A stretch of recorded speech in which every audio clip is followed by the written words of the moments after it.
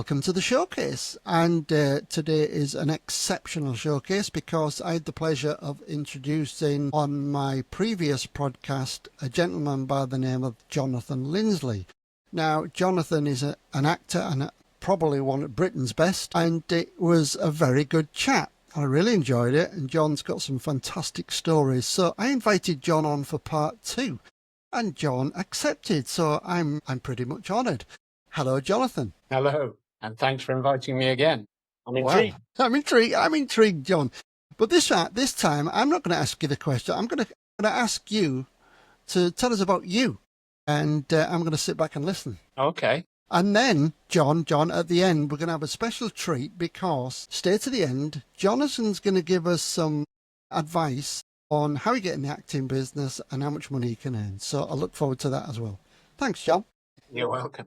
So, what I talked about last time was my career. Just a précis of what I said last time was I started out in television. And my first jobs were in the theatre, obviously. I trained at the theatre, Bristol Theatre School. I went to after drama school, after university. And then I worked in repertory theatre in Ipswich, gained my equity card, which you had to have at the time if you wanted to work as a professional actor. Not so much now since the closed shop was abolished. And so then I worked on various projects in the theatre until I was offered a job in television. And after 2 or 3 small parts in television, I was offered the role of in Last of the Summer Wine. And I played in Last of the Summer Wine for about 8 years. And then I left that and I did various television shows. I did Casualty, I did The Bill, I did Emmerdale, I did Peak Practice, I did many, many television roles playing guest characters, and then I was a regular in The Bill for a while, and then I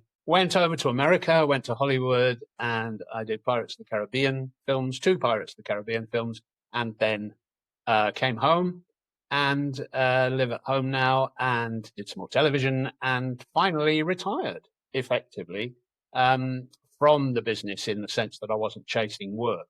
And so it's interesting now because there's several reasons for that. One is that as you get a bit older, traveling becomes a problem. Sleeping in hotels isn't as much fun. When I first started, actually, one of the things that was interesting was when I first started, the hotels I was put up in by the BBC or by ITV or by one of the television companies or even theatre digs were nicer than the place I was living at home because I didn't have any money. But as I got a little bit more successful, my home became a nicer place than the hotels and the digs that I stayed at. Point, your life kind of changes because you don't want to travel so much. So now I'm knocking on in years. I've been an actor for, I would say, about 50 years. And in that 50 years, I've been reasonably lucky never to have to do another job. But funnily enough, I've started doing another job now because instead of pretending to be somebody else, I now tend to be myself. And I'll explain what that means. That means that I make personal appearances, that I get invited to appear on stage as Jonathan Linsley talking about being in The Bill. For example, a couple of weeks ago, I did a Bill reunion on stage with some actors and some technical people from The Bill. And that was rather fun because the fans come to see, they want to talk to you, they ask questions, autographs because they're fans. And you don't have to learn any lines. You don't have to pretend to be anybody else. And you can just tell stories about your time on a television program. I'm going to do another event coming up, which is called a Comic Con, which is because I was in Pirates of the Caribbean, which is a franchise program and has a slight sort of science fiction technical side to it. So you go to those. And again, you're advertised as a star of the movie, and people come, fans come and want to talk to you. And it's really interesting because there's a kind of obsession in some fans' worlds, which is that if you're in movies, they want your autograph, no matter how small a part you played. In fact, I was talking to a friend the other day who was in Star Wars, and a lovely friend of mine called Steve Spears. I've known him for 40 odd years, and he played a character in Star Wars, and so he sometimes does these conventions, and you get people who come to those conventions. And I don't know if you remember a character called Jabba the Hutt who was in one of the Star Wars movies. But Jabba the Hutt was played by three people. There was a right hand, a left hand, and his head. And people want to collect the autographs of Jabba the Hutt's right hand, Jabba the Hutt's left hand, and his face, his head. So it's really interesting. There is an obsession with collecting everybody that worked on the film. And those people will come to a convention, they'll pay money to come in, and I get paid to go and sit at a desk and talk to people, which is lovely because I'm a garrulous kind of chap. Perhaps a friend of mine said I could talk a glass eye to sleep. And but it's true that that doing those sort of things is kind of fun. So anyway, I'm going to Newton Aycliffe, which is about 20 miles from where my mum came from, up in the northeast. And I'm going to do something called CliffCon, where I shall be with a couple of people who are good friends of mine, Kevin McNally, who played Mr. Gibbs in the Pirates of the Caribbean movie, and my friend Winston, who played Pacifico, one of the pirates, the Davy Jones pirates, as we were, half men, half fish. So I'll be sitting with them and we'll have a chat and it'll be a social experience. And I get to travel and I will be able to visit cousins and relatives while I'm up there. So it's kind of nice to just be me now. And I do a lot of that kind of thing.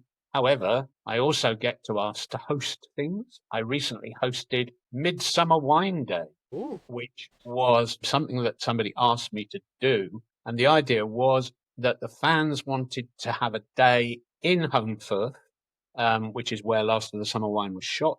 And they wanted to meet up and meet each other. And they wanted somebody from the series who would host the day, maybe give a talk, maybe just do a meet and greet, sign some autographs, give some souvenirs, or sort out a quiz. And this is what we did.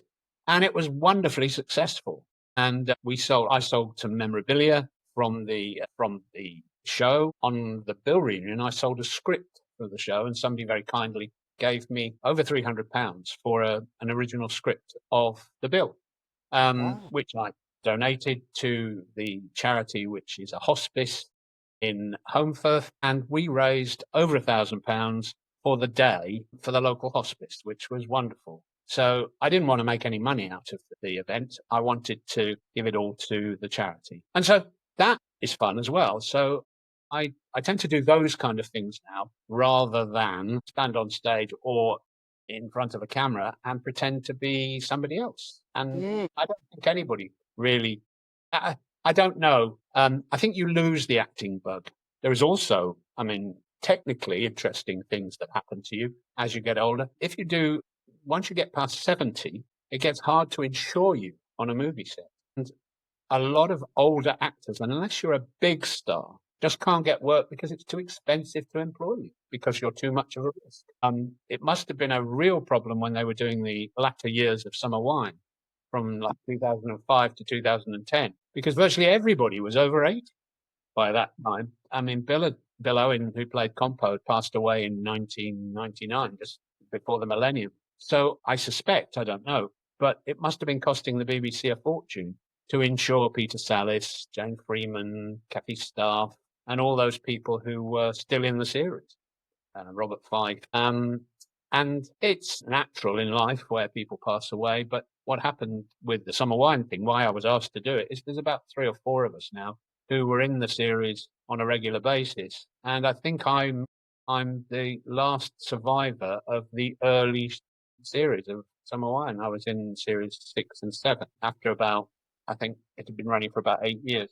But I don't think there's anybody left alive now who did prior to me working. John, I saw on your Facebook that you was outside of the cafe in, is it Holmfirth, the Summer Wine? In Holmfirth, yes. It's it's a village about 5 or 6 miles from Huddersfield, and it's a very picturesque place.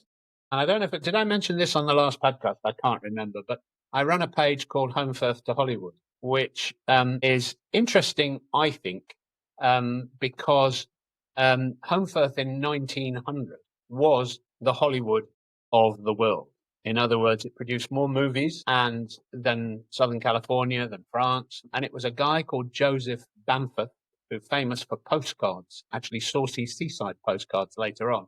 But he bought a movie camera and started making the very first films. They'd be silent movies with piano playing, and they'd show them in cinemas. But it was such a new thing that everybody was like amazed. And interestingly, that work that he did, of course, there was no such thing as a film actor in those days. There was no such thing as, there were musical performers, there were stage actors, but television hadn't been invented.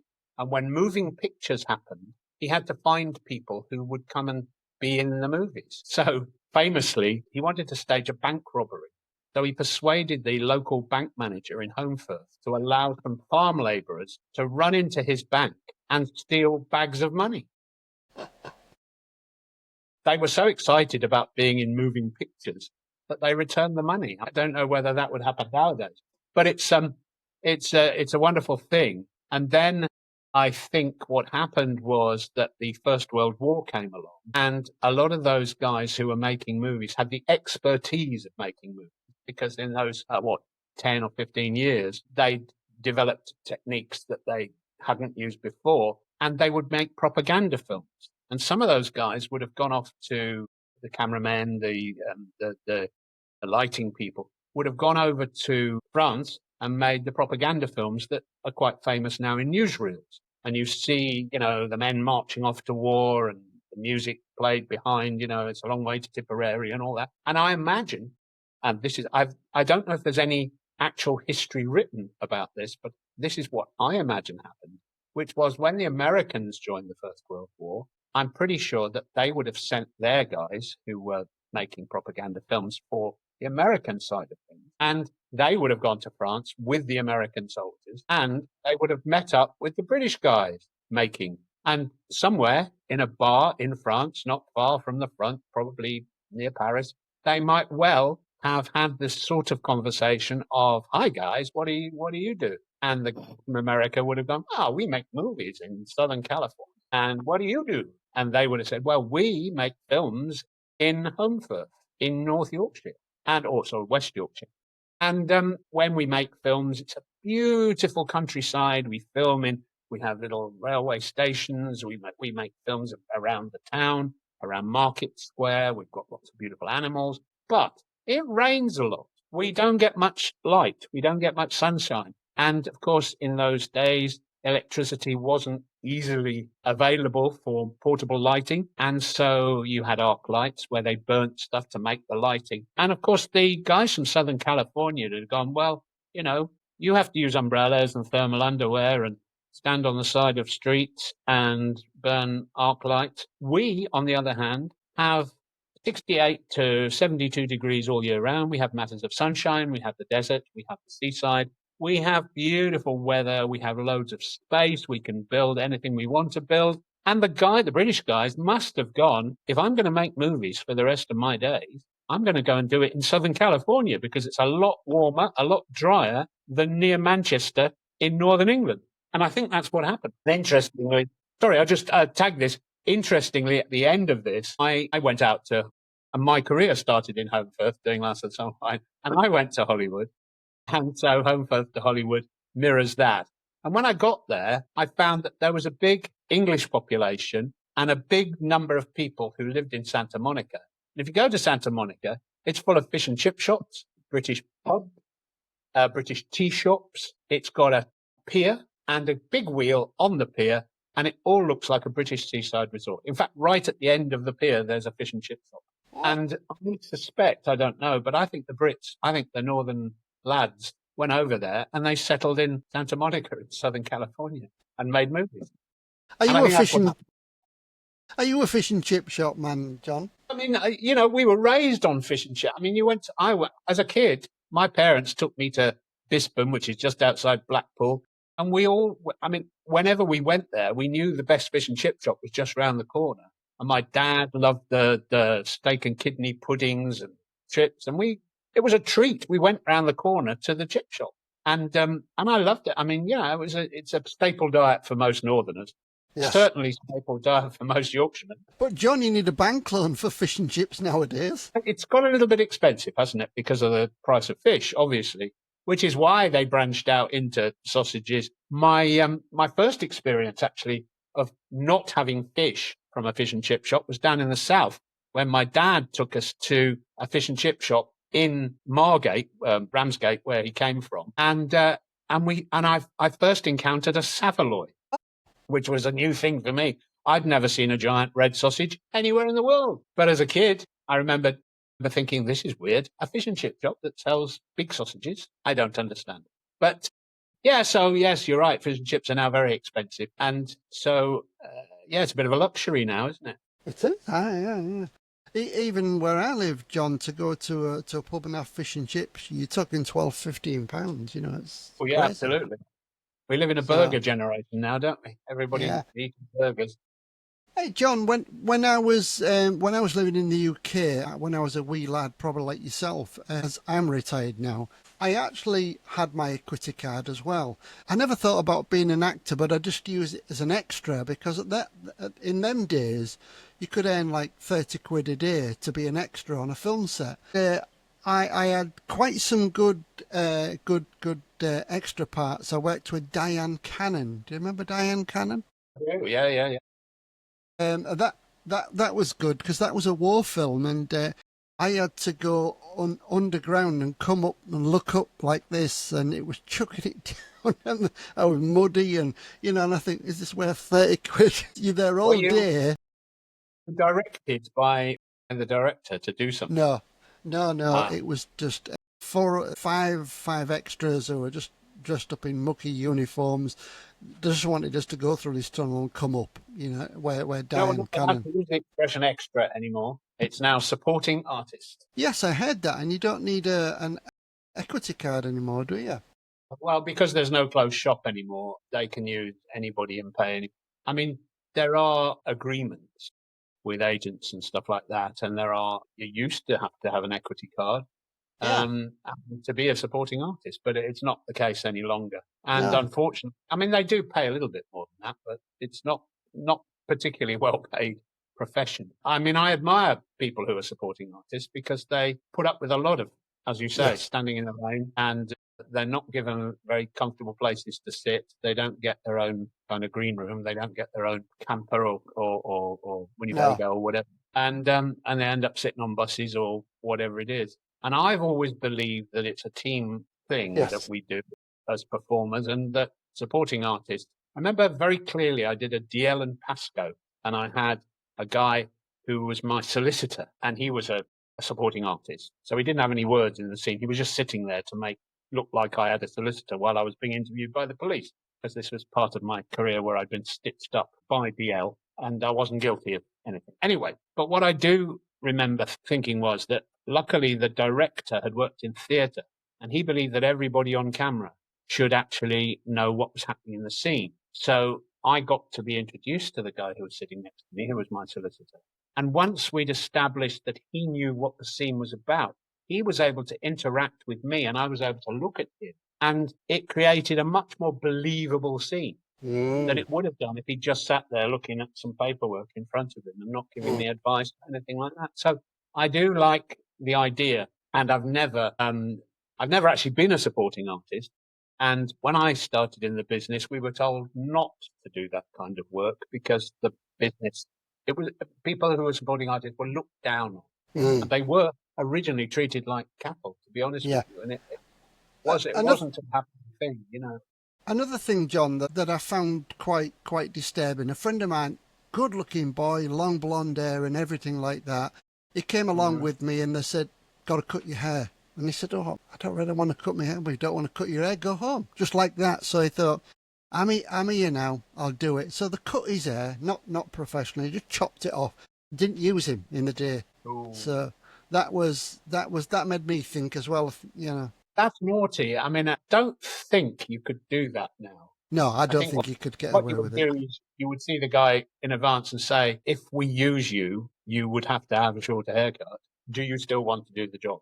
Before you turn up. Some people would say yes. Some people would say no. But you should always be given the choice, I think. I mean, if you're desperate to get work in the business and you love being on film sets and stuff. Again, in the old days, actors used to have a trunk with the policeman's uniform and a soldier's uniform and stuff like that. And if you had the costume, you got the job. And that's true in Hollywood as well, where, for example, you know, those big dance scenes where they're at a big ball. The extras who had dinner jackets and dinner suits and bow ties and the ladies who had ball gowns would be employed. And you would know that the extras, they provided their own costumes, but the ones, they were getting paid a little bit more for bringing their own dinner jacket or coming. So it'd be a ballroom scene. They'd need 150 extras for the ballroom scene. And those 150 extras would be chosen from an agency that would provide actors who had their own costumes. Wow. Or police, for example, where, you know, I'm sure the Stone Cops, for example, those guys on the back of that truck, they weren't all professional actors. Some of them were clowns. The ones who did the acrobatics and stunts and things were, but the ones who just stood outside the police station or whatever, they would have had their own police uniforms. And because they had their own police uniforms, they got the job. Hey, John, a part that I'll never forget in my life, and I'm quite honoured to do it, was I was working with Tracy Ullman and the guy who did Cracker. Robbie Coltrane. Right. Tracy Ullman and Robbie Coltrane was really good friends, and they did a series called Girls on Top. I don't know if you ever saw that. Yeah. And I was at this place, and they made this bar, and they said, "Can you go behind the bar and be the waiter?" And I said, "Well, how do you get behind there?" They said, "We'll pull the bar out and you go behind and you stand there with your arms on the bar, and Robbie Coltrane and Tracy Ullman will come up and start chatting." So I'm stood there like that, and I'm just looking. They say you can't say anything. So I'm just looking and then all of a sudden they all went off and I couldn't get out. I was still stuck there. And then nobody lifted the bar out to let you out. Robbie Coltrane was leaving. He said, "Are you still there?" I said, "I can't get out, Robbie." He called his friend over and they pulled the bar out and let me out. So that's my claim to fame. I used to, because I was a lot heavier in those days, I used to get mistaken for Robbie Coltrane quite a lot. Did you really? Yeah, we looked a bit alike. And we also used to share the same clothing stores in central London. Paul the Tailor was made clothes for us. And there was a shop called High and Mighty, which was a chain of shops that were for big people. And quite often I would go in and they would go, "Oh, hello, Robbie." I don't know if anybody said it to him because I never actually worked with Robbie, but I used to be mistaken for Robbie. And the other, I'll just tell another story. They wanted me to be fitted for an ill-fitting suit for a film called The Uncle of the Bride, which was a summer wine film. And so they sent me to Paul the Tailor, and he made me a suit that didn't fit, which was quite interesting. It was like too long in the arm, or no, it was short in the arm and too big in the chest, and all sorts of weird stuff. But while he was measuring me, he said, "Do you want to be able?" He said, "Do you work out?" I said, "Why are you asking that?" He said, "Because I made a suit for Jeff Cates, who, God rest his soul, passed away a few months ago." And Jeff Cates was the shot putter, if you remember. Yeah, I do remember. Exactly. And he said, "I made a suit for Jeff Cates." He said, "But I measured him when he wasn't flexed." He said, "And then I made this suit. And as soon as he put it on and tried to pick up anything big and wet and flexed his muscles, all the seams split because he'd measured him unflexed. But when he flexed, his biceps went from, 14 inches to 22 inches or something. So it was crazy. So yeah, he split his suit. And he had to remake the suit when it was flexed, but that was interesting. So yeah, it was a different world we lived in. British Strongest Man or something competition as well. Yeah, he entered the World's Strongest Man. I think he was British Strongest Man, and he used to enter those Strongest Man competitions. And he was a nice fella. I think he was a policeman.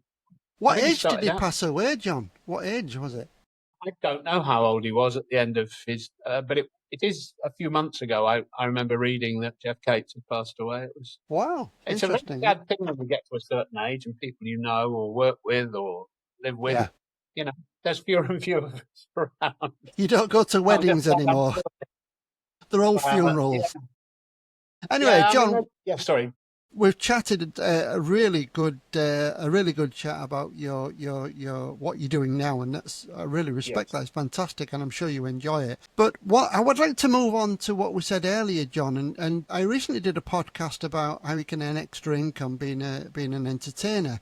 But I included actor, and I couldn't find on ChatGPT any prices and what type of how you become an actor.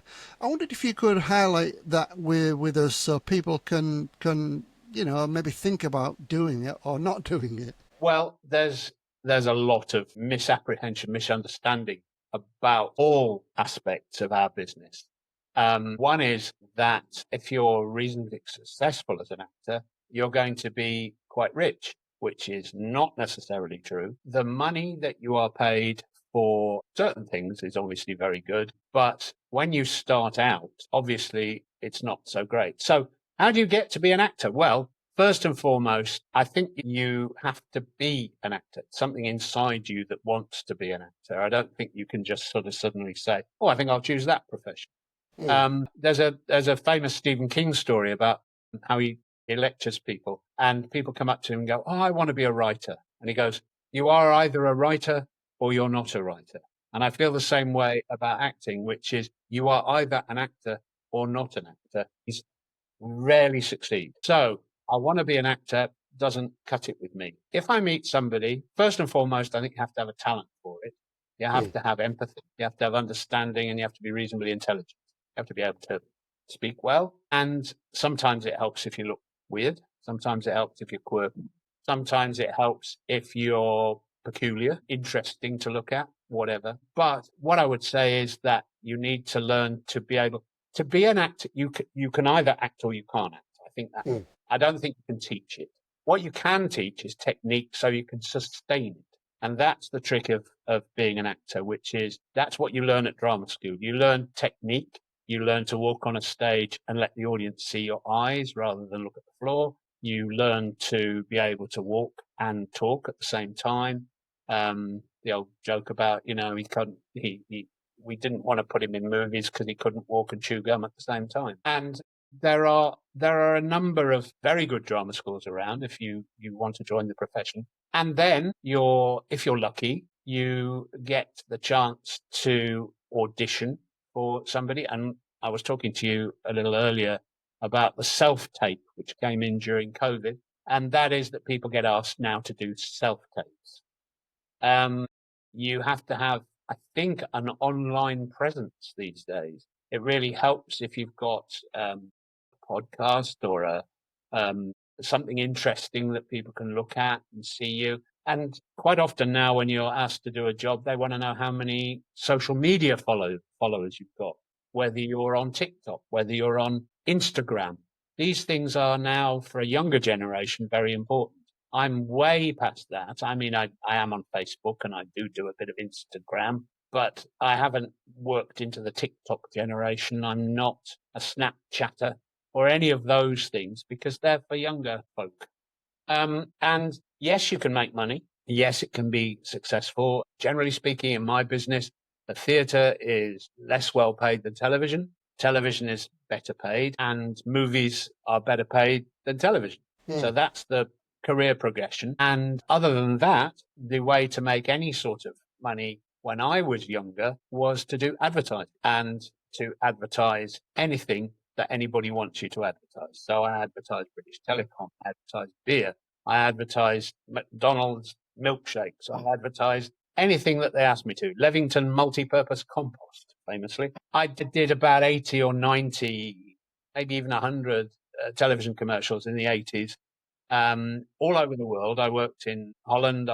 What's good about that is that you get to travel, you get to see other people's lives, you get to see, and it broadens your horizon. So I would say that that's another thing you can do. And television advertising used to pay an enormous amount of money. They used to get large, what they call repeat fees or residuals. Repeat fees are paid on the number of times they show the commercial. So they I think, on your basic fee. And then every time they show the commercial after that, you get a percentage of your day fee that you earned from. And when I started, I think the day fee may have been around between 150 and 200 pounds for the day, but you might only do one or two commercials in a year. So spread that out and you can see you're not going to be very well off. When I started on Summer Wine, a half-hour episode of Last of the Summer Wine paid about, I think, £3 an episode. And then as I I progressed through the BBC. It went up to 400, 500, 600. And if you did an hour-long show, you doubled it. So your half an hour went to an hour. So 60 minutes, you got £1,400 or whatever it was.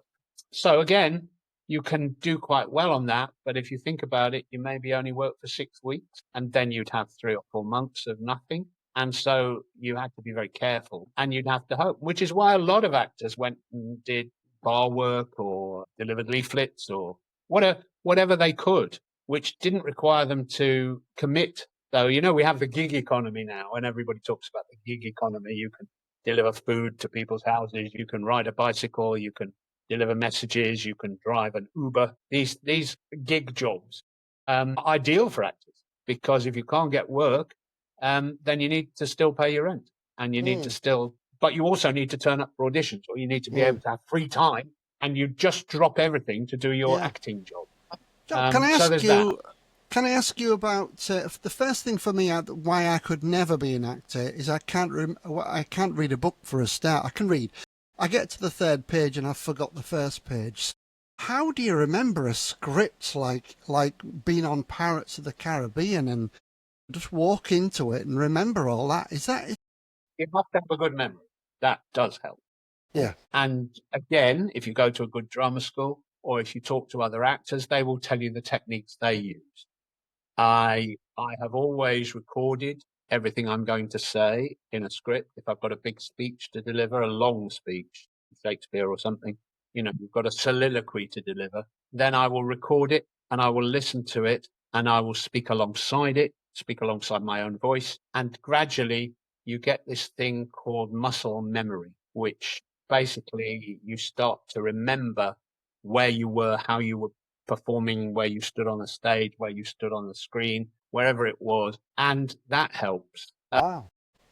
They rarely ask you to do a speech from start to finish without breaks because obviously there's cuts. So you can actually learn it.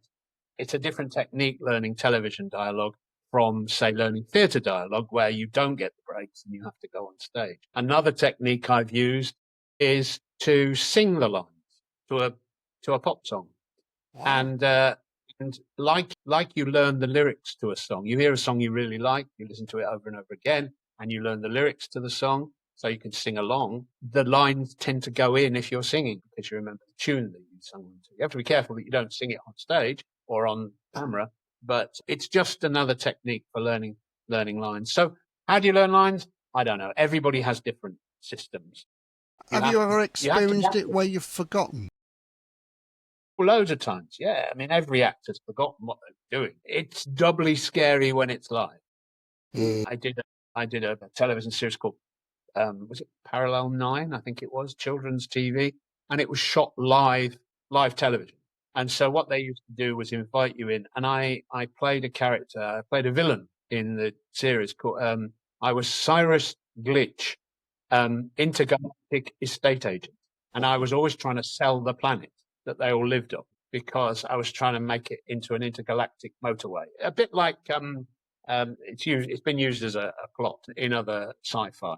I think, is it The Restaurant at the End of the Universe or one of those great comedy stories. And so I was live on the set and they go things like, "We're coming to you in a minute. And when the Flintstones finishes, you'll get the 5 and then it's you and you're live on and if you don't know exactly what you're going to say or you haven't had a proper rehearsal, then you either have to make it up or get lost." I got very lost at one point where they did the wavy thing where I got beamed down to the planet. You know, that thing where you appear. And then they said, say something estate agency. Make it funny if you can. So I went, "This planet is a very pleasant planet. Seems to have prevailing winds from Uranus." And of course, everybody laughed, but that was live on television. I'm pretty sure they wouldn't have allowed me to say that had it not been live, because obviously it's slightly rude. But then the word Uranus has been funny to schoolboys for centuries. Yeah. Oh yes. How do you learn lines? There's no one way of doing it. Everybody has different techniques. I suppose like a singer. And once you've got the theatre lines in your head, they never leave. Yeah. You can go back. I played the part of Bottom in Midsummer Night's Dream. I've done it 3 times. And it's not a chore to learn the lines again because I learned them the first time I did it. now, they just go back in. They're stuck in my head somewhere. Interestingly, on Summer Wine, the fans quote my lines to me, and I cannot remember saying the stuff. Huh? I mean, because television, you learn it and it goes in and out so quickly that you just don't, I mean, it's in your head and then it's gone. It's quite funny now because there's people who write notes to me online and they say things like, I'll get a message from somebody going, "How many teas?" And I go, why have you said? And it's a line I said in last summer. Or, can I lift donkeys on my day off? Now, I have no memory of those lines, except now I do, because the fans say them to me all the time. So it's that's a difference as well. Yeah. And I'll tell you a story about Marlon Brando, who was working with an actor friend of mine, British actor friend of mine. And as he got older, he didn't bother with the lines. He never bothered learning the lines. And he said to this guy he was working with, the shot was on him. And he wrote his lines on a Post-it note and said, "You don't mind, do you?" And slapped it on this other actor's forehead. And he read the lines off his forehead. But then nobody saw him reading the lines on his forehead because the cutaways were all the other guys. Wow. John, what does it feel like when you sat at home and your movie comes on, or a series, or the bill comes on, and there's you? What's the feeling like? It's delightful, because I know I'm going to get some residual fees. I'm going to get paid. That's my next question. Do you get repeat fees? Yes, you do. It's like writing a book, I suppose, a little bit, in the sense that it diminishes the longer it is since you made the program. But yes, you do get paid even when you're not working, if you've got a body of work behind you. Television. The Pirates movies, for example, I get 4 residual checks a year, and it's 22 years since I did those movies. Every time those movies are shown on television somewhere in America or all over the world, you get a little percentage of your initial. No, it's not your fee. You get a percentage of the total money that they made from, and it's based on a point system. However many weeks you worked on if you're a member of the Screen Actors Guild, this is the union agreement. You get paid a certain amount, and because I was on the movies for 2 years, all our pirates, the Davy Jones crew, because we were there for 2 years on 2 movies, we got enough points to qualify for the same residuals as Johnny Depp gets and as Orlando Bloom gets. But they obviously get a massive fee to do the movies, so they get a fee in the millions. We don't. We get a fee in the thousands. Yeah. Because, somebody like yourself who's been in the business a long time, made a lot of series, a lot of movies, it must be nice when you think, right, we're going to have the bill again, Or, for example, the bill was so successful, it ran for so long, you was a great actor in that. What if they decided to redo the bill, but moderner, but with the same actors? Would that work or not? Well, you couldn't use the same actors because we're all too long in the tooth to be policemen or villains anymore. We can't run anymore. We can't get away from the police anymore. We'd hobble away in a wheelchair. So, to be honest with you, if they remade they do remake these programs. They make police procedural programs, but they get a new cast. They get younger people. They modernise them. So, I mean, generally speaking, I wouldn't revisit any roles that I've played in from previous times. I mean, if they asked me to go back on, if somebody said, "Oh, we're going to make a version of," I don't think it's a personal taste, and some people love it, but I think, for example, Still Open All Hours doesn't work as well as Open All Hours because Ronnie Barker was brilliant in it. It was, and somebody said this to me once: you will never, a sequel of anything, a movie, a television program, anything, a second series will never be as popular as, it might have more viewers because people like the first one, but people will always compare it to the first one and go, "Yeah, but the first one was better. It was the original. I liked it. It was funny. It made me laugh. This is just revisiting the same stuff." And our business does that all the time. It's human nature, human taste. I mean, if you go to a restaurant, have a brilliant meal, and then you go to that same restaurant 2 weeks later with your friends, it will never be, the meal won't be as good as it was the first time you went. And the same is true of television programs. The same is true of most things in life, actually. You hear Yeah, a song. The first time you hear a song or see a performer live yeah. or buy a record and love that record, and then somebody else sings the song 3 weeks later or 4 weeks later or 5 years later, you'll go, oh, it's not as good as when the Correct. Trogs sang it or not as good as when the Beatles sang it. That's how we work as human beings, because and that's why nostalgia is so important. That's why I do well now in terms of nostalgia, because people revisit the original time they saw the Pirates film, the original time they saw the Gladiator film. That's why nostalgia is big. That's why I can go to these Bill reunions. That's why Summer Wine Day works, because all those people who watched Summer Wine, who've seen Summer Wine, revisit that feeling of the first time they watched it. But it wouldn't work if I made a program in which I played a thick bloke in a cafe and we tried to pretend it was Last of the Summer Wine. It just wouldn't happen. Interesting. Sorry. John, as a closing question, I'd like you to think about, out of all your acting career, which movie, series, which part did you enjoy the most and why? And would you do it again? Right. Well, I would say that it's, for me, the most fulfilling form of acting is to be on a stage in front of a live audience.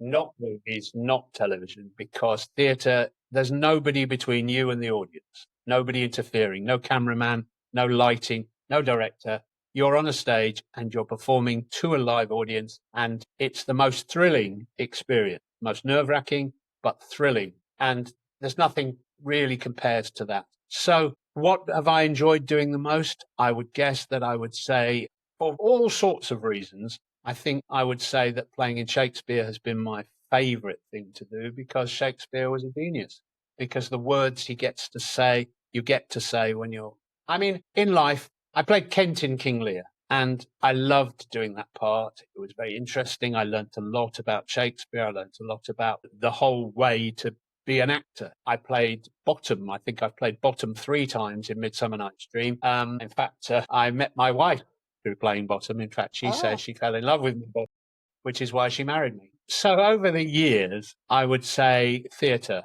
I played Miss Trunchbull in Matilda the musical, the wicked headmistress. And I came downstage on some gymnast rings and kicked the children in the face, picked up Amanda Thripp and threw her over a wall by her pigtails, and did that live on stage.